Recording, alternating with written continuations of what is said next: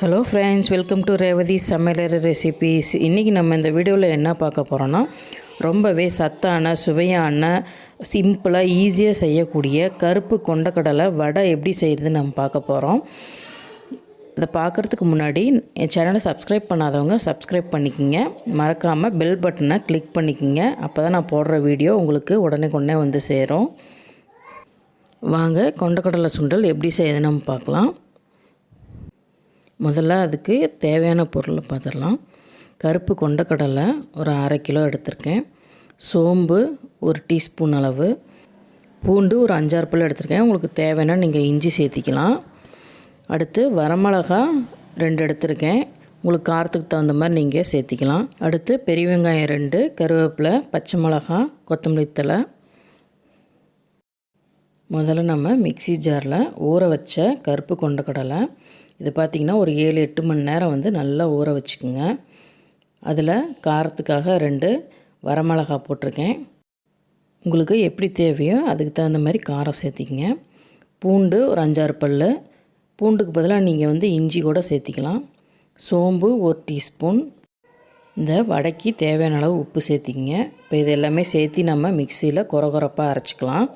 இப்போ பார்த்திங்கன்னா நம்ம அரைச்சி ரெடி பண்ணியாச்சு. அடுத்து இது வேறு ஒரு மிக்சிங் பவுலுக்கு நம்ம மாற்றிக்கலாம். இப்போ மிக்சிங் பவுலில் மாற்றினதுக்கப்புறமேட்டு நம்ம அரிஞ்சு வச்சுருக்கோம் இல்லையா பெரிய வெங்காயம், அதை சேர்த்திக்கலாம். அடுத்து கருவேப்பிலை கொஞ்சம், பச்சை மிளகா காரத்துக்கு தேவையான அளவு, கொத்தமல்லி இலை சிறிதளவு, சோம்பு ஒரு 1/2 டீஸ்பூன். ஏன்னா ஏற்கனவே நம்ம வந்து கொண்டக்கடலை போட்டு அரைச்சி வச்சுருக்கோம். இப்போ இது எல்லாமே சேர்த்து நம்ம வந்து நல்லா மிக்ஸ் பண்ணிக்க போகிறோம். மிக்ஸ் பண்ணும்போது நம்ம தண்ணி இதில் நம்ம சேர்க்கக்கூடாது. அதே போல் தான் கொண்டக்கடலை அரைக்கும்போது நம்ம தண்ணியே சேர்க்காமல் ட்ரையாக தான் நம்ம வந்து கொரகொரப்பாக அரைச்சி எடுத்துக்கணும். உங்களுக்கு தண்ணி ஏதாவது அதிகமாக தெரிஞ்சதுன்னா லைட்டாக நீங்கள் அரிசி மாவு அதில் கொஞ்சம் சேர்த்திக்கிங்க. இப்போ பார்த்திங்கன்னா மாவு வடை சுட ரெடியாக இருக்குது. இப்போ நம்ம இதை வந்து சின்ன சின்ன உருண்டைகளாக நம்ம வந்து உருட்டி ரெடி பண்ணி வச்சுக்கலாம். அப்போ தான் நம்ம வந்து வடை போடும்போது நம்ம டக்குன்னு வடையை தட்டி ஈஸியாக நம்ம போடுறதுக்கு சரியாக இருக்கும். உருண்டைகளை உருட்டும்போது பார்த்திங்கன்னா ரொம்பவும் பெரிய உருண்டையாக உருட்டாமல் ரொம்பவும் சின்னதாக இல்லாமல் கரெக்டாக மீடியம் சைஸாக வந்து உருட்டிக்கிங்க. ஏன்னா வந்து அப்போ தான் வந்து வடை நல்லா உள்ளேயும் வெந்து கிறிஸ்பியாக இருக்கும். இப்போ பார்த்திங்கன்னா உருண்டைகள்லாம் உருட்டி ரெடியாக இருக்குது. இப்போ இதை வந்து நம்ம தட்டி ஒவ்வொன்றா தட்டி நம்ம வந்து எண்ணெயில் போட போகிறோம். இப்போ பார்த்திங்கன்னா அடுப்பில் எண்ணெய் நல்லா காஞ்சி சூடாக ரெடியாக இருக்குது. இப்போ நம்ம ஒவ்வொரு வடைகளை தட்டி நம்ம போட போகிறோம்.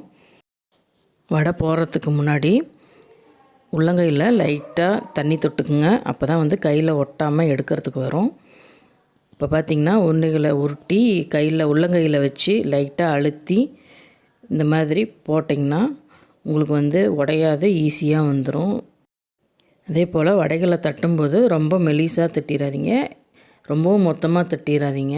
கரெக்டாக மீடியமாக பார்த்து தட்டி போட்டோம்னா தான் நம்மளுக்கு வந்து வடை நல்லா கிறிஸ்பியாக வரும்.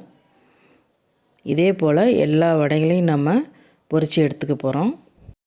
இப்போ பார்த்திங்கன்னா வடை எப்படி ரெடி ஆயிடுச்சுன்னு நம்ம தெரிஞ்சுக்கணுன்னா, இப்போ நம்ம போடும்போது எவ்வளோ பபிள்ஸ் வந்து கொதிச்சிக்கிட்டுருக்குது. வடை வெந்துருச்சுன்னா பார்த்திங்கன்னா அந்த பபிள்ஸ் எல்லாம் அடங்கி ஓரளவுக்கு சத்தம் இல்லாமல் கொதிக்கும். இப்போ அந்த மாதிரி ஸ்டேஜில் இருக்கும்போது நம்மளுக்கு வந்து வடை ரெடி ஆயிடுச்சின்னு அர்த்தம். இப்போ பார்த்திங்கன்னா ஓரளவுக்கு 3/4 அளவுக்கு நம்ம வடை வெந்து போச்சு. இப்போ பார்த்திங்கன்னா வடை நல்லா வெந்து நல்லா கிறிஸ்பி ஆயிடுச்சு. இப்போ இதுதான் வந்து கரெக்டான ஸ்டேஜு. இப்போ இந்த ஸ்டேஜில் வந்து நம்ம எடுத்துட்டோம்னா நம்ம சூப்பரான சுவையான கொண்டக்கடலை வடை ரெடி ஆயிடுச்சு.